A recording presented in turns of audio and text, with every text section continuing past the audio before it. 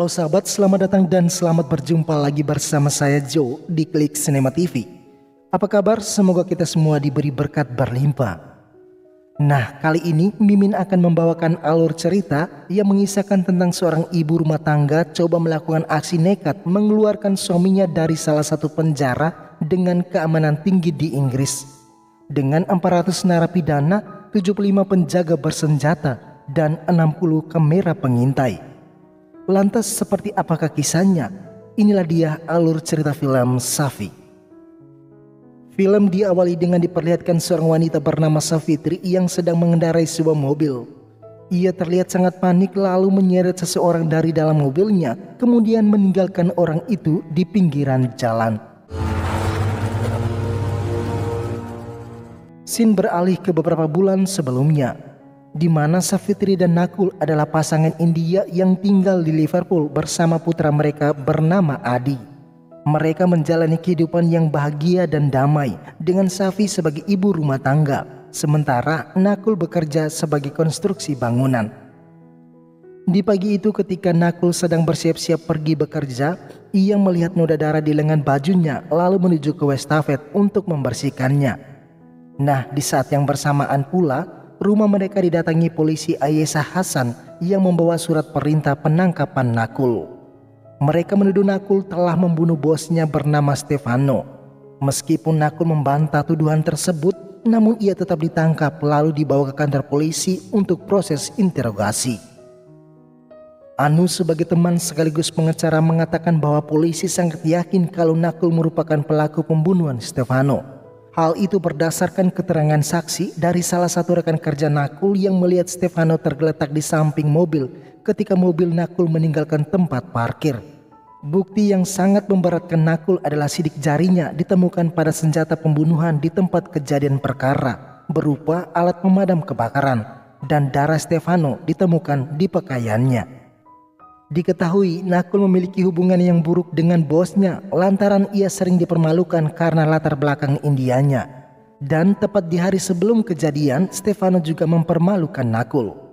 Dari semua kesaksian itulah polisi sangat percaya bahwa Nakul adalah pelakunya. Meskipun sebagai pengacara yang membela Nakul, Anu justru menyiratkan bahwa dia benar-benar percaya Nakul bersalah, dan dia secara tidak langsung membujuk Safi untuk menerima kebenaran. The losing side. Merasa tidak yakin, Safitri bersama Adi putra mereka mengunjungi Nakul di penjara. Setelah melewati proses pemeriksaan, Adi langsung berlari memeluk ayahnya. Di sana Nakul dan istrinya hanya saling memandang ketika Adi bertanya kapan ayah pulang. पापा अरे अब घर आ रहे हो ना? Kemudian Nakul bercerita bahwa di hari itu ketika melewati TKP, ia bertemu dengan seorang pria yang sengaja menabraknya sehingga meninggalkan noda darah di mantelnya. Ia yakin orang yang tidak dikenal itu adalah pelaku pembunuhan Stefano karena terlihat darah berceceran di tubuh pria tersebut. Sementara alat pemadam kebakaran yang terdapat sidik jarinya itu ia temukan di jalan lalu diletakkan kembali ke tempatnya. Nakul juga mengklaim kalau ia tahu betul kancing baju pria itu jatuh ke tanah ketika keduanya bertabrakan. Jadi jika kancing itu ditemukan, maka narasinya akan terbukti. Namun sampai saat ini tidak ada bukti yang mendukung pernyataannya termasuk kancing baju tersebut. Sehingga Nakul pun dinyatakan bersalah oleh pengadilan dan ia dijatuhi hukuman penjara selama 20 tahun meskipun ia tetap mengaku tidak bersalah. Kendati pun tahu bahwa kasus mereka sangat lemah, mereka tetap berharap untuk upaya banding. Akan tetapi banding mereka ditolak karena kurangnya bukti untuk membuktikan ketidakbersalahannya. Seiring berjalannya waktu, harapan kebebasan Nakul mulai pudar. Sementara Safitri juga mengalami kesulitan keuangan karena tidak memiliki sumber pendapatan dan tidak dapat menemukan pekerjaan. Di sisi lain di dalam penjara, sekelompok preman menawarkan narkoboy kepada Nakul. Namun karena tak ingin terlibat dalam kasus tersebut, Nakul menolak, yang mengakibatkan dirinya babak belur dihajar oleh para preman tersebut.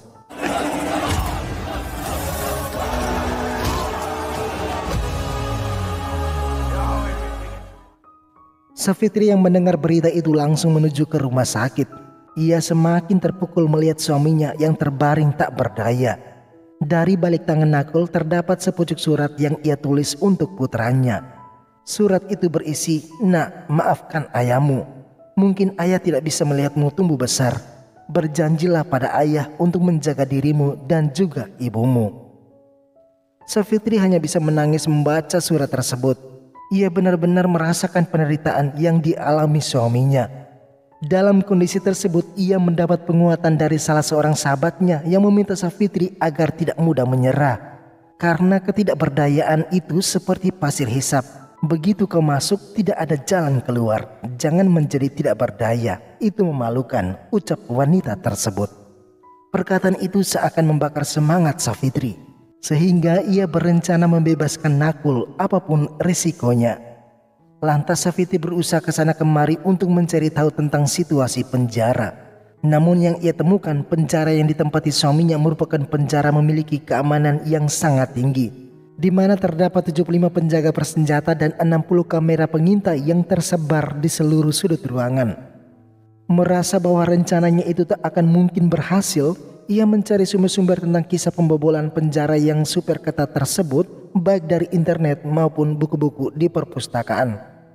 Akhirnya ia menemukan sebuah buku yang menuliskan tentang seorang narapidana bernama Paul, di mana Paul merupakan penjahat terkenal yang berhasil melarikan diri dari penjara sebanyak 7 kali. Terkesan dengan kehebatan Paul, Safitri berusaha mencarinya. Dari alamat yang ia dapat, Safitri bergegas ke sana seorang diri. Bahkan ia nekat memanjat pagar hanya untuk bertemu dengan Paul. Meskipun rumah yang dikelilingi hutan menambahkan kesan mistis, Safitri tetap memberanikan diri. Dari luar rumah, Safitri terus memanggil. Namun Paul tetap tidak menghiraukan panggilan itu dan hanya melihatnya dari dalam rumah. Safitri tak putus asa dan terus menunggu sampai ia rela tidur di depan rumah Paul. Keesokan hari, Paul membangunkan Safitri yang masih tertidur sembari bertanya apa tujuannya. Safitri mengatakan bahwa ia telah membaca buku tentang kisah pelarian Paul dari penjara. Dan karena itulah ia meminta saran dari Paul cara untuk membebaskan suaminya dari dalam penjara. Paul mengatakan bahwa hanya keberanian dan sedikit keberuntungan seseorang bisa kabur dari penjara tersebut. Meskipun ada yang berhasil kabur, tetapi dalam hari yang ketiga polisi berhasil menangkap mereka lagi. Karena itu, Paul menyarankan Safitri membuat paspor palsu, menyiapkan sejumlah uang, memilih tujuan pelarian yang tidak memiliki perjanjian ekstradisi dengan Inggris, dan membuat rencana terperinci untuk membawa keluar dan kemudian melarikan diri. Sepulang dari situ, Safitri memulai penelitian dan perencanaannya. Ia coba merancang strategi sesuai arahan Paul. Kemudian Safitri pergi menemui seorang lelaki bernama Slim Jim. Ia menyatakan keinginannya membuat paspor palsu untuk 3 orang, 1 buah SIM, dan 1 nomor asuransi nasional. Namun sial bagi Safitri, ia justru ditipu karena Slim Jim hanya menginginkan uangnya dan berusaha merampas uang tersebut. Untung saja Paul datang dan kedua pria itu langsung dibuat tak berdaya.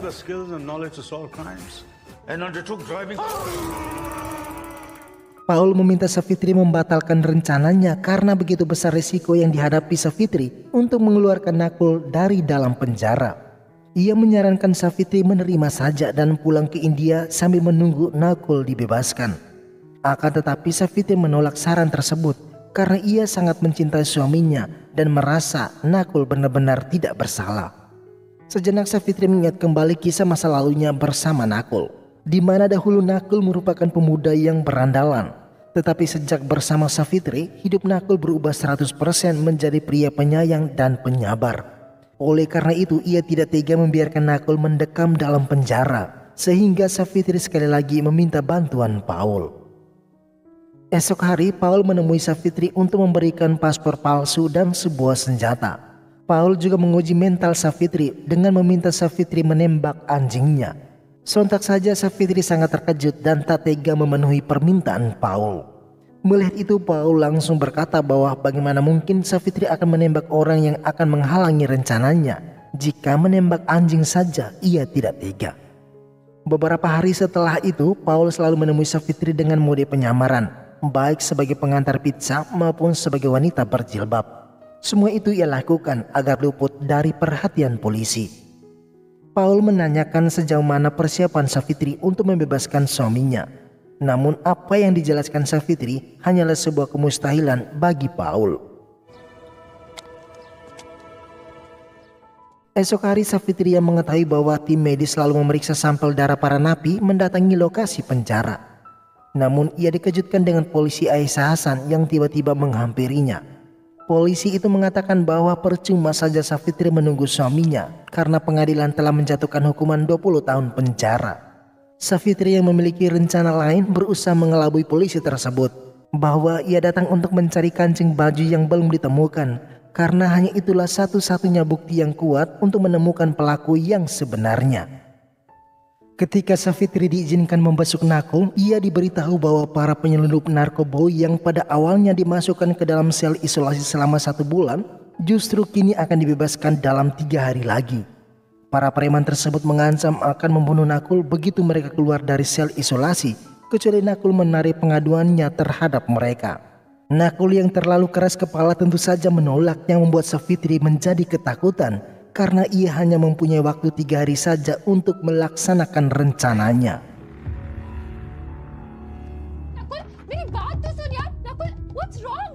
Sadar bahwa 3 hari sangatlah singkat dan terlebih masalah keuangan karena sampai saat ini rumah mereka belum juga terjual, maka Savitri sangat kepikiran.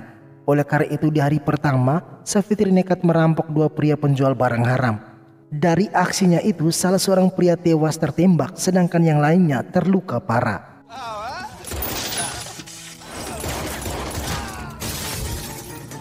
Seakan tak tega melihat pria itu, Savitri berusaha menolongnya. Karena ketakutan, Savitri justru menabrak pagar yang mengakibatkan salah satu penutup lampu belakang mobil jatuh di lokasi tersebut. Saat dalam perjalanan, pria bernama Roxy itu meninggal dunia, sehingga Savitri menurunkan Roxy dari mobil dan meninggalkannya di pinggiran jalan. Nah, itulah adegan yang ditunjukkan pada awal film ini. Setelah itu Savitri pergi menemui Paul untuk menceritakan semua yang barusan ia lakukan. Sontak saja Paul sangat terkejut karena Savitri ternyata wanita pemberani, tidak seperti yang ia lihat. Sehingga Paul memutuskan untuk membantu Savitri secara langsung. Di sisi lain, pihak berwajib menerima laporan tentang kejadian penembakan yang menewaskan 1 orang gembong narkoboi bergegas menuju ke sana. Kepala tim penyidik yang bernama Steven langsung memeriksa TKP. Awalnya ia menduga peristiwa ini merupakan akibat masalah lahan bisnis haram. Namun tak lama kemudian salah satu dari tim penyidik menemukan tutup lampu mobil yang tersangkut di gerbang pintu. Lalu mereka membawanya untuk diperiksa. Di hari kedua, Savitri membeli rekam medis palsu dari seseorang dan juga mobil baru serta tiket perjalanan. Singkat cerita, memasuki hari ketiga, Savitri menyiapkan semua yang dibutuhkan lalu merobek rancangan pelarian kemudian dibuangnya ke tong sampah. Agar rencana tidak menimbulkan masalah, Savitri menitipkan Adi putranya kepada Simrin sahabatnya. Sebelum pergi, Savitri meminta Simrin berjanji agar selalu menjaga Adi seperti anak mereka sendiri jika nanti ia tidak pernah kembali. Di saat yang bersamaan, penyidik akhirnya berhasil melacak pemilik tutup lampu mobil. Dalam dugaan mereka, Savitri juga terlibat di dalamnya. Lantas mereka berniat menemui Savitri untuk memintai keterangan. Di sisi lain, Savitri dan Paul menjalankan peran mereka masing-masing, di mana Savitri menyusup masuk ke dalam mobil ambulans untuk menggantikan hasil rekam medis Nakul dengan rekam medis palsu. Sedangkan Paul bertugas memutuskan sambungan telepon agar ketika dokter mengetahui hasil pemeriksaan Nakul, dokter langsung meminta tim ambulans untuk menjemput Nakul dari penjara ke rumah sakit tanpa harus meminta konfirmasi dari pihak lab. Dan benar saja, ketika dijemput untuk dibawa ke rumah sakit, Nakul merasa heran. Sementara itu Savitri yang melihat mobil ambulans keluar dari penjara sangat bahagia karena rencananya akan membuahkan hasil sembari membuntuti mobil tersebut. Di sisi lain, Steven dan Aisyah Hasan tiba di rumah Savitri yang pintunya tidak dikunci. Ketika memeriksa di salah satu ruangan, mereka melihat sebuah dinding yang masih tersisa sobekan-sobekan rencana pelarian yang dirancang Savitri. Nah, disitulah Aisyah Hasan menduga Savitri sedang merencanakan sesuatu. Dan hal itu dipastikan benar ketika mereka mendapat kabar bahwa saat ini Nakul sedang dibawa menuju ke rumah sakit. Tanpa menunggu lama, mereka langsung bergegas ke sana.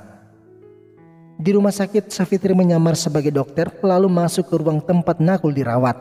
Sambil mengancam para petugas, Savitri membawa Nakul keluar dari ruangan tersebut dan meninggalkan petugas dengan tangan terborgol. Sementara Ayesha Hasan dan tim yang barusan tiba di rumah sakit akhirnya sadar kalau dugaannya itu benar ketika melihat tangan petugas diborgol, sedangkan Nakul sudah tak ada di sana. Aksi umpet-umpetan kucing-kucingan pun terjadi di rumah sakit yang sangat besar tersebut. Sampailah ketika Nakul dan Savitri hendak keluar, tiba-tiba saja Ayesha Hasan berhasil menemukan mereka. Namun hanya dengan sekali ancaman, polisi itu dibuat tidak berkutik lalu membiarkan mereka pergi. Okay, get it. Okay. Damn it! Akan tetapi pengejaran terus dilakukan sampai di stasiun kereta api. Lagi-lagi Savitri berhasil mengecoh Ayesha Hasan dengan menukarkan jaket milik Nakul ke salah seorang pria. Tanpa mencurigai apapun, Ayesha Hasan mengejar orang tersebut ke dalam kereta api yang akan berangkat. Sedangkan Nakul dan Savitri tidak berada di kereta tersebut. Kemudian mereka menuju ke rumah Simrin untuk menjemput Adi putra mereka. Namun sialnya, Simrin sedang membawa Adi ke kebun binatang.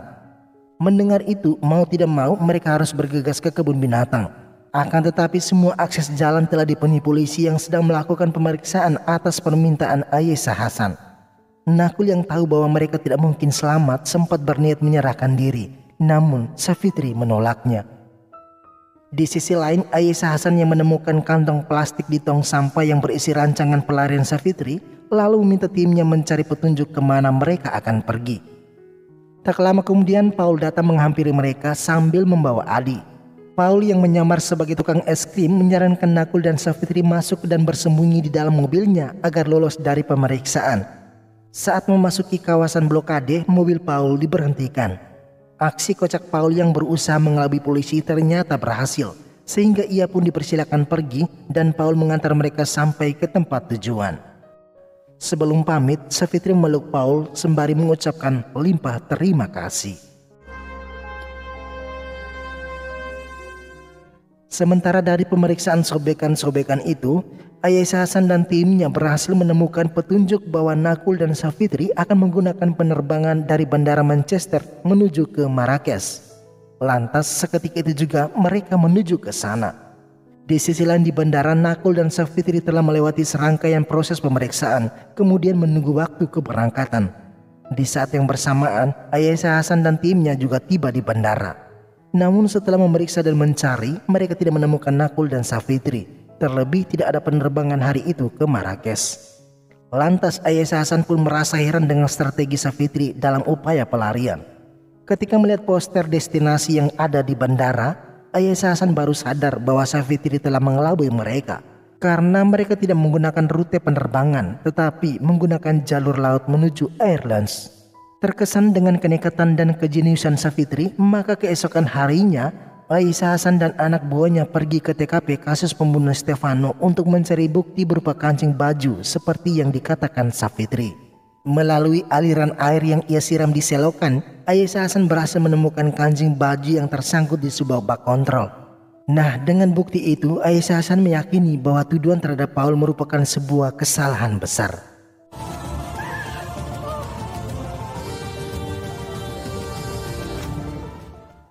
Sebulan kemudian di India, ayah Nakul menerima surat dari Nakul bahwa kini mereka telah menetap di Bulgaria. Sementara itu dari hasil pemeriksaan kancing tersebut tanpa tak terduga mengarah ke Paul. Sehingga Paul kembali ditangkap untuk dijebloskan ke dalam penjara. Dan dengan begitu filmnya pun berakhir. Sekian, terima kasih dan bye.